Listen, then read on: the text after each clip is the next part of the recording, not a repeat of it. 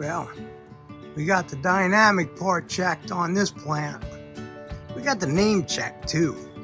This is Cercis canadensis flamethrower.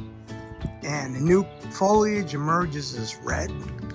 Pretty cool. And then you get different shades of sort of yellow and green on the same branch. And it pretty much gives you this show from the time it leaves out right till the fall. Typical small red bud flower early spring lasts for a couple of weeks. 15 to 20 foot tree, probably 12, 15 feet, maybe a little bit wider. Full sun if you want this foliage. And you know, I've talked about bald smith before and Japanese maple. It's somewhat dynamic.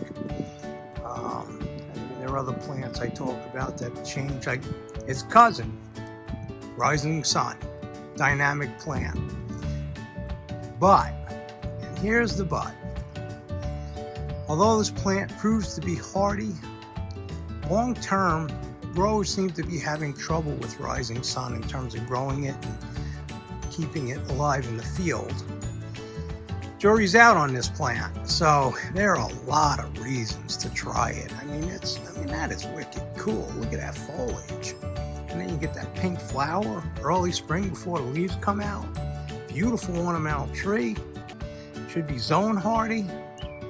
But until we really give this thing a go in our landscape, we're not gonna know. But it's a hip new plant, red bud, doing a lot of work. This is Cercis canadensis flamethrower. Good name.